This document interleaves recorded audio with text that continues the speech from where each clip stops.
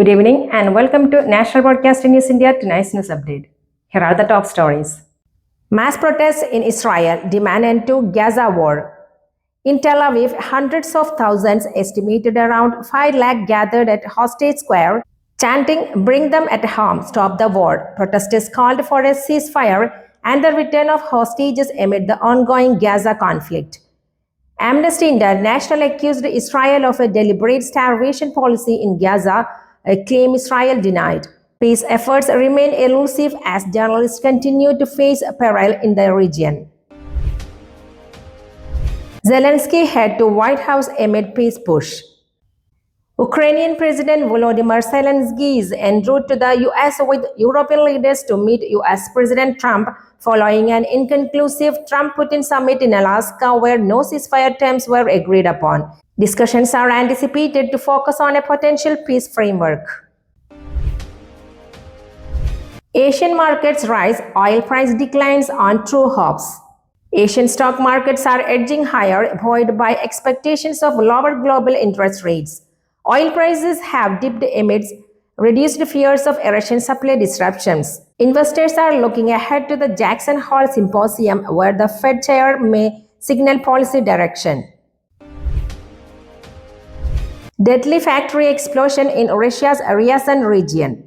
A tragic blast at a factory in Russia's Ryazan region has resulted in at least 20 deaths and 134 injuries. The cause remains unclear, though a fire inside the plant triggered the explosion. Rescue efforts and counseling services continue. China reaffirms goal of peaceful Taiwan reunification. Beijing declared the Taiwan issue is purely an internal matter and reaffirmed its commitment to peaceful reunification, while stating it will not tolerate any attempts to separate Taiwan from China. Iran to continue talks with the IAEA.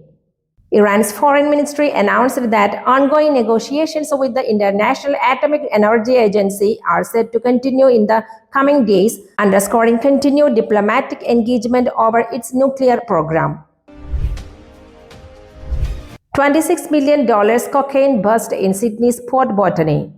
Australian authorities intercepted 80 kilograms of cocaine worth approximately $26 million at Port Botany. The shipment arrived from the US and is linked to organized crime. Investigations continue with public operations sought. Swatch pulls slanted eye ad after backlash in China.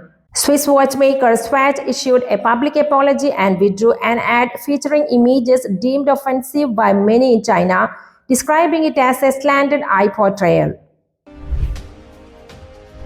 Housing market eases. Home prices down 1.3% in August. UK property prices fell by 1.3% in August, improving affordability. Buyer interest is growing, helped by a surge in price reductions, the highest since 2023, yet sales are stronger than seen since 2020. India proposes major GST cuts on small cars and insurance. The Indian government has proposed reducing the goods and services tax on small petrol and diesel cars from 28% to 18% and cutting GST on health and life insurance premiums to 5% or even 0% as part of a sweeping consumption tax reform expected to be unveiled by Diwali. This marks the most significant reduction effort since 2017 aimed at boosting consumer demand and auto sales. Rupee strengthens on reform buzz and ease in geopolitics. The Indian rupee appreciated to rupees 87.39 per USD, benefiting from renewed investor confidence due to government tax reform proposals and reduced global risk. The rally followed a diplomatic throw after the Trump-Putin meeting, though US-India trade tensions and looming tariffs may cap gains.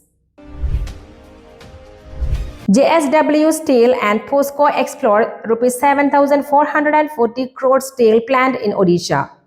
JSW Steel and South Korea's POSCO are in talks to jointly set up an integrated steel plant in India, potentially in Odisha. The new facility would have a capacity of 6 million tons per annum, building on their previous collaboration on a 5 MTPA project.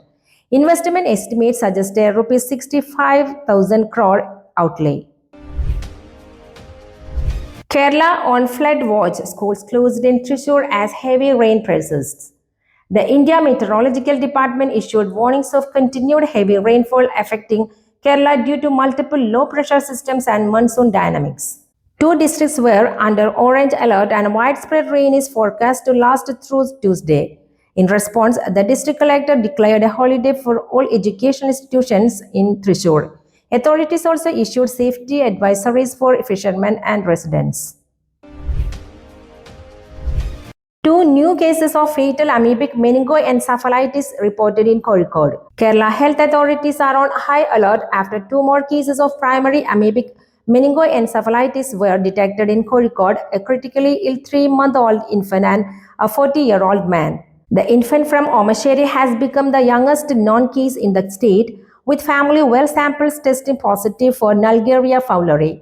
This comes after the recent fatality of a 9-year-old, prompting strong warnings against bathing in stagnant or contaminated water bodies. Digital milestone. 105-year-old Abdullah goes smartphone. Kerala nears full digital literacy. At the remarkable age of 105, M.A. Abdullah Maulavi from Perumbavoor is embracing smartphones through Kerala's Digi Kerala initiative. Trained by Panchayat volunteers, he now browses the internet, watches news, and accesses Quran recitations on YouTube. The program has upskilled millions, and Kerala is poised to be declared fully digital literate by August 21, 2025. India wins 3 medals at the 2025 World Games. India wrapped up its participation at the World Games 2025 in Chengdu with a tally of 3 medals, 1 silver and 2 bronze. Medalists included Rishabh Yadav archery, Narmada Batra for wushu, and Anand Kumar Velkumar for track speed skating. That's all for tonight. Thank you for watching. We'll be back with more news tomorrow. Goodbye.